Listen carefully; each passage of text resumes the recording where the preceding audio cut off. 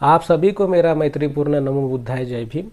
मैं आप सभी का स्वागत करता हूं अपने इस यूट्यूब चैनल में जिसका नाम है एक कदम बुद्ध के धम्म की ओर। और यह बुद्ध और उनका धम्म जो समझ रहे हैं डॉक्टर बाबा साहब अम्बेडकर द्वारा जो लिखित किताब है उस कड़ी का यह 58वां भाग है। और आशा करता हूँ कि आपने सब पढ़ा होगा, वीडियोज़ भी देखे होंगे और स्वस्थ होंगे।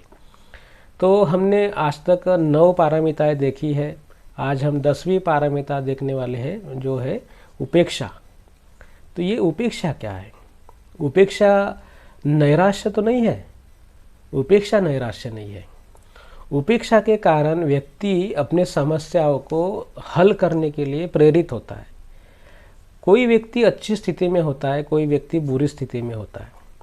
तो अच्छी स्थिति में होने वाला व्यक्ति अपने अच्छी स्थिति को उपभोगता है और दूसरों के प्रति निराश भाव उसके मन में रहता है। दूसरों के प्रति जो व्यक्ति बुरी स्थिति में रहता है उसके मन में न्यूनगंड रहता है, तो वो तो कुछ नहीं कर सकता, उसके पास में साधन ही नहीं होते तो वो भी न्यूनगंड में रहता है। तो ऐसी स्थिति में परिवर्तन कैसे हो? कौन करे परिवर्तन? इसलिए उपेक्षा भाव, निष्काम भाव जिसे बोलते हैं कि इस स्थिति में ये नैराश्य के विपरीत स्थिति है, नैराश्य नहीं है। सुख और दुख ऐसी स्थिति से समान भाव में अंतर में खड़े रहना। ना ही सुख है ना ही दुख है, ना ही अच्छी बातें हैं ना ही अच्छी कोई चीज़ है ना ही बुरी चीज़ है कि नहीं। जो स्थिति है वह स्थिति को सिर्फ निष्काम यानी किसी फल की चिंता किए बिना, यानी फल की चिंता यानी कि क्या होगा आगे, क्या होगा आगे, कुछ मिलने की आशा में नहीं, कुछ मिले कुछ हो इसकी आशा में नहीं, लेकिन जो अच्छा है, अच्छी जो चीज़ें हैं उसमें कार्यरत रहना। अगर कोई मान लीजिए कि अगर कोई व्यक्ति काम कर रहा है और उसको यानी जैसे हम काम करते हैं बुद्धिज़्म का प्रचार करने के लिए प्रेरित काम करते हैं बुद्ध, और प्रत्येक हर रविवार को बुद्ध विहार में जाते हैं, धम्म वर्ग का आयोजन करते हैं, लोगों को बुद्ध के धम्म के बारे में बताने के लिए प्रचार प्रसार करते हैं, उनको बताते हैं। कोई लोग सुनते हैं, कोई लोग नहीं सुनते। बुद्ध विहार में भी लोगों की संख्या तो कम है। तो इस कारणवश क्या हम लोग निराश होना चाहिए? ऐसा नहीं है। यह एक अच्छा काम है, तो फल की चिंता किए बिना आपका काम है बताना, आपका काम है बताना। ऐसा होना नहीं चाहिए कि किसी ने बताया नहीं। हमारा काम है बताना, बुद्ध के धम्म के बारे में जानकारी देना, ताकि लोगों को जब भी उसकी आवश्यकता लगे तो हाँ उन्होंने सुना होगा तो वो उस तरह से करेंगे। जब उनको सत्य की जानी होगी, परिस्थिति की उनको याद आएंगी तब। और कोई व्यक्ति सत्य की खोज में रहे तो हाँ ये तो अच्छी बात है, तो उनको भी हमने बता दिया तो अच्छी बात है। तो इसलिए आपको क्या मिलता है, अगर कोई व्यक्ति इच्छा करे कि मुझे कुछ मिले तभी मैं जाके इस कार्य को करूँगा, तो वह निराश होता है क्योंकि उसको इस कार्य में यश नहीं मिलता, क्योंकि ये अच्छा काम है। बुद्ध और उनके धम्म का प्रचार प्रसार करना अच्छी बात है। बाबा साहब कहते हैं कि बुद्ध और उनका धम्म का प्रचार प्रसार करना ही राष्ट्र सेवा है, सच्ची राष्ट्र सेवा है, ऐसा कहा। क्योंकि एक मनुष्यत्व किस बात से मिलता है, तो वो खुद को प्रशिक्षित करके मिलता है। और मनुष्य को मनुष्यत्व प्राप्त करने का प्रशिक्षण ही बुद्ध का धम्म है, बुद्ध का विचार है। तो यह हम सब समझते हैं तब हम कार्य करते हैं। अभी हजारों लाखों करोड़ों अरबों लोग इस संसार में रहते हैं, तो इन लोगों को जरूरी है प्रशिक्षण देना। लोग सुनते हैं नहीं सुनते हैं ये तो अलग बात है। जब हम बताएंगे ही नहीं तो लोग सुनेंगे कैसे? तो हमारा काम है बताते जाना। हो सकता है कि आज कोई लोग नहीं मानेंगे, कल मान सकते हैं। हो सकता है कि आपने किसी को आज बताया और कल उसको वो बातें समझ में आई तो वो उस बात से प्रेरित हो सकता है। किसी को आपने बताया कि ये बात है, ये ऐसी ऐसी चीज़ें हैं, बुद्ध ऐसे कहते हैं, धम्म यह है, व्यक्ति के जीवन में सुख लाने के लिए उसको दुख से मुक्त रहने का यह मार्ग है। तो हो सकता है आज उसको समझ में नहीं आ रहा होगा, लेकिन कल आ सकता है, परसों आ सकता है। इसलिए जो है ना उनके पास में यानी बुद्ध धम्म का प्रचार प्रसार करते रहना हमारा काम होता है। तो इसीलिए हमें फल की चिंता नहीं करनी चाहिए, फल मिले या नहीं मिले, लेकिन ये अच्छा काम है। बुद्ध के धम्म का आचरण करना अच्छा काम है। इसी के कारण ही हमारे जीवन से जो दुखों की है छाव वो नष्ट हो जाएगी, दूर चले जाएंगे, और ज्ञान हमारे हृदय में प्रकाशित होगा, हमारे जीवन में प्रकाशित होगा, और हम उस ज्ञान के रोशनी में हमारा जीवन अच्छी तरह से जी सकते। मैंने बहुत बार ऐसे भी देखा है कि कोई लोग दूसरों के नज़रिए से खुद को देखते हैं और उस तरह से खुद को चलाते हैं, भले ही वह नज़रिया जो है ना गलत क्यों ना हो, और उस नज़रिया पे चलने से उस खुद व्यक्ति को हानि क्यों ना हो, लेकिन हजारों लोग चल रहे हैं, करोड़ों लोग चल रहे हैं, और हम भी ऐसा करते तो वो हमें भी प्रतिष्ठा देते हैं, अच्छा आदमी कहते हैं, तो हमें भी ये चीज़ें करनी चाहिए। क्या उदाहरण हो सकता है इसका? तो उदाहरण हो सकता है कि नशा करना। लोग नशा करते हैं, हजारों लोग नशा करते हैं, नशेड़ी बनते हैं, तो हमें भी नशा करनी चाहिए ताकि हमें भी उनके ग्रुप में क्योंकि स्थान मिले, इसलिए हमें भी वो लोग पूछे, इसलिए उनके साथ के उसके ताल के ताल उन लोगों के ताल के साथ ताल मिलाना। तो यह एक उदाहरण है, लेकिन हर व्यक्ति के जीवन में इस तरह से होता है कि वो कहता है कि हमें समाज में प्रतिष्ठा प्राप्त हो, इसलिए आज प्रतिष्ठा प्राप्त होना यानी आपके पास में स्टेटस होना चाहिए, पैसों का।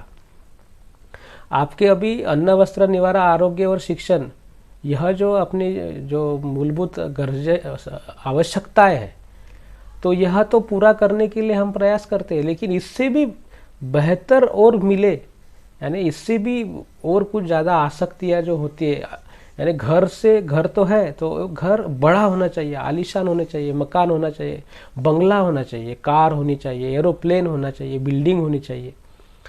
तो इसके कारण लोगों में स्टेटस होता है, वो नाम होता है। तो इस तरह से लोग क्या होता है, आसक्ति में जाते हैं और फिर बुरा काम करते हैं, भ्रष्टाचार करते हैं, जीवन में जो ऐसे काम होते हैं जो अनैतिक है, वह कार्य वो करते हैं, और इससे में क्या होता है, लोगों के दूसरों के मन में ईर्ष्या निर्माण होती है। तो वह भी क्या होता है, उनको भी ऐसा लगता है कि हमें भी ऐसी चीज़ें चाहिए, तो फिर वह भी उस तरह से जीवन जीने के लिए प्रेरित होता है। तो इस तरह से क्या हो गया, हजारों करोड़ों लोग जो है, जो जीवन अच्छा होते हुए भी अपना खुद को क्या करते, दुखी करते, क्योंकि हम क्या करते हैं, दूसरों के नज़रिए से हम खुद को देखते हैं और हम उस तरह से जीने का प्रयास करते। मैं आपको एक बात बड़ी गहराई से बताना चाहूँगा, हृदय से बताना चाहूँगा कि ऐसे दृष्टिकोण से आपको बचना चाहिए। आप ऐसे दृष्टिकोण से बचेंगे नहीं तो खुद कभी खुश नहीं हो सकते। जो दूसरे की तरफ देख के जलता है, दूसरों के सुखों को सच्चा सुख मानता है, तो वह जो है ना, वो आदमी एक ऐसी भटकी हुई नाव में बैठा है जिसको कभी किनारा नहीं मिलने वाला। क्योंकि यह संसार जो है ना, दुखों से भरा है, इसमें दुख है यही समझना तो सुख है। इसी के कारण तो हम अनियति से दूर रहते, और हमारे जो महत्वपूर्ण जो गर्जा आवश्यकताएं होती है उसे हम पूरा करते हैं। और जैसे हमारे पास ऐसी चीज़ें होनी चाहिए जिससे हम इस भवसागर को पार कर सके।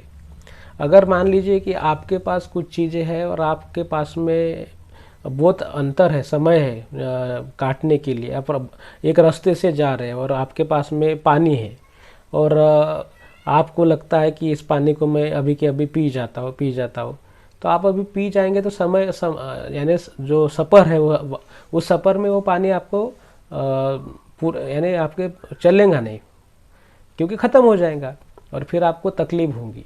इसलिए जो होता है ना, यह संसार में अच्छी तरह से जीवन जीना ही पर्याप्त है हमारे लिए। एक दूसरे को समझिए, एक दूसरे के साथ में इस तरह का बर्ताव ना करें ताकि उनको जो है ना हीनता महसूस हो। आप सादगीपूर्ण जीवन जी सकते हैं। हाँ, तो समझने की बात यह है कि हमारी जो उपेक्षा है ना, इन चीज़ों के साथ में होनी चाहिए, कि हमें पता होना चाहिए कि वो व्यक्ति खुद ही क्या है, रोग से ग्रस्त है, कि वो स्टेटस का उसकी स्थिति का, सामाजिक स्थिति का वो भूखा है। तो वो उसको उस स्थिति में छोड़ के हमें जो बुद्ध ने जो धम्म दिया है, हमें बिना किसी के साथ में लड़े झगड़े, बिना किसी के सुख दुख के साथ में इस खुद को तुलना किए बिना हमें उस धर्म का, उस धम्म का, उस नियमों का पालन करना चाहिए। हमें उसका फल मिले या ना मिले, क्योंकि फल तभी मिलता है जब हम काम करते हैं। और फल जो है ना, वो जब हम फल कोई दूसरा नहीं देता, जो हमें हमारे मन में ही ठानना होता है। अभी बुरे लोगों के साथ में हम रहते हैं तो इनसे क्या अपेक्षाएं कर सकते हैं। वो तो कहते हैं कि हम जो करते हैं तो आप ही वही करिए, तभी तो आपका अच्छा होगा। तो उनसे क्या अपेक्षाएं करते। इसीलिए अच्छे विचारों का आचरण करिए। अच्छे विचार आपके मन को शांत रखते हैं, और आनंद जो है, सुख जो है, हैप्पीनेस जो होती है ना, वह साइकोलॉजिकल कंसेप्ट है। वह एक मानसिक संकल्पना है। वह कोई दुकान से खरीदी हुई संकल्पना नहीं है, जाके किसी बनिए की दुकान से हमने खरीद लिया, किराना स्टोर से खरीद लिया, मॉल से ले आए, है कि नहीं। ऐसा नहीं है। तो वह जो होती है वो साइकोलॉजिकल कंसेप्ट होती है। तो हम अच्छा अगर करते हैं, हम अच्छा जीते हैं, तो हम खुश रहते, आनंदी रहते, हैप्पी रहते। तो इन सभी जो ये उपेक्षा पारमिताओं भी इतनी महत्वपूर्ण है, ताकि ये जो खुद को प्रशिक्षण देने का जो काम होता है, खुद को बोल रहा हूँ मैं, खुद को प्रशिक्षण देने का काम जो होता है ना, वह इतना मुश्किल होता है, क्योंकि इसमें अच्छा करने के लिए होता है, खुद को अच्छा व्यक्ति बनाने के लिए। और अच्छा व्यक्ति बनना हर कोई नहीं चाहता। बहुत कम व्यक्ति ऐसे होंगे जिनको अच्छा व्यक्ति बनना उनको पसंद है और बनना चाहते। नहीं तो लालच, लोभ, ये फंसाना, 420 ये तो सबको आता है अभी, और सब उसी से आगे बढ़ने की कोशिश करते हैं। शॉर्टकट जिसे बोलते हैं, भाई अपना काम बनना चाहिए, बाकी जो जनता है वो उसका कुछ भी हो जाए। तो इसी अवस्था में लोग होते हैं, और शेर को सवा शेर ऐसे बोल के जो है ना, लोग एक दूसरे को फंसाते जाते हैं। और अच्छे आदमियों के संसार नहीं है, जीवन नहीं है, ऐसे बातें हमने तो बहुत बार सुनी है। लेकिन वह ये समझते नहीं है कि जीवन कुछ यानी यहाँ पे कितनी आप भौतिक सुसंपन्नता प्राप्त करते, इसको जीवन का सुख नहीं कहा जाता। जीवन का सुख नहीं कहा जाता, क्योंकि सुख जो होती है वो साइकोलॉजिकल कंसेप्ट होती है। तो जीवन का सुख यही होता है कि आप अपने ध्येय को समझे, और ध्येय को समझे उसके अनुसार आप अपने साधन जुटाइए, और उस साधनों से आप अपने ध्येय को प्राप्त करिए। ध्येय होता है दुखों से मुक्ति। अगर आप दुख से मुक्ति ही नहीं हो सकते, आप इस संसार में जीने की यानी बस कोई व्यक्ति बोलता है कि मुझे मौत ही नहीं आनी चाहिए। कोई व्यक्ति बोलता है कि ये जो उपभोग का जो साधन है, जो कुछ भी चीज़ें मुझसे छीननी नहीं चाहिए, उसमें ही वो डूबे रहने की कोशिश करता है। तो इससे उसकी आसक्ति बढ़ती है, दुख बढ़ता है। तो इसके बारे में मैंने बाकी की वीडियोस में भी बहुत कुछ बताया है। लेकिन अधिष्ठान यह पारमिता हमारे जो मैंने उपेक्षा, यह जो पारमिता है, यह पारमिता हमारे जीवन की बहुत महत्वपूर्ण पारमिता होती है, जिसे हमें, इन पारमिताओं को हमें आजन्म इस पे चलना होता है। क्योंकि ऐसा नहीं है कि आज मैंने कुछ पढ़ा, कुछ सोचा, समझा तो बस हो गया, ऐसा नहीं है। हमें हमारे जीवन में बहुत से बदलाव आते हैं। व्यक्ति जब एक दूसरे के साथ में मिलता है तो उनके साथ उनके जीवन में बहुत बड़े बदलाव होते हैं, अनेकों संघर्ष होते हैं। तो ऐसी स्थिति में खुद को संभाले रखना बहुत ज़रूरी होता है। कौटुंबिक संबंध हो सकते हैं, परिवार के साथ में रहते हुए भी, तो उन सभी में स्थिति में मित्रों के साथ में काम करते हो आप, तो कार्यालयों में काम के आपके दूसरे जो वर्क साइट होंगे उसमें आप खुद को जो संभालना होता है। तो इस संभालने के लिए उपेक्षा पारमिता बहुत ज़रूरी होती है। ना ऐसी स्थिति से, ना अच्छी ना बुरी, इन सभी स्थितियों से हमें दूर रहना होता है, सुख दुख से दूर रहना होता है। तब जाके हम जो है ना, मन की ऐसी अवस्था, ना सुख होता है ना दुख होता है, तो ऐसी अवस्था में हमें रहना होता है। तो आशा करता हूँ कि आप सबको यह जो बातें हैं उपेक्षा है ना। यानी फिर से थोड़ा सा रिवाइज करा देता हूँ कि किसी भी प्रकार से कुछ मिले, कुछ प्राप्त हो, कुछ फल मिले, इसकी अपेक्षा किए बिना हमें हमारे जो अच्छा काम है वो करते रहना है, नहीं तो हमारे मन में निराशा आ सकती है ना। इसलिए अच्छा काम हमें करते रहना है। और हमारे जीवन में जो स्थिति है, अच्छी है बुरी है ना, कोई ऐसी सुखद स्थिति है, दुखद स्थिति है, इन स्थितियों से भी परे रहना है। यही अच्छी चीज़ है, वही अच्छी चीज़ है, यही चाहिए वही चाहिए, यही जो स्थिति से हम गुजरते हैं, इससे भी दुख उत्पन्न होता है। तो ऐसी स्थितियों से हमें दूर रहना है। जब हम ऐसी स्थिति से जाते हैं तो हम जब ऐसी स्थिति से दूर रहते हैं, यानी सुख और दुख जो कि कहते हैं ना, हम ऐसी स्थिति से अगर दूर रहते हैं तो हमें जो जीवन है वो ऐसा लगता है कि खुशी है उसमें। अब आपके पास में मकान है और आपको लगता है कि भाई हमारा जो मकान है ना वो बड़ा बंगला होना चाहिए।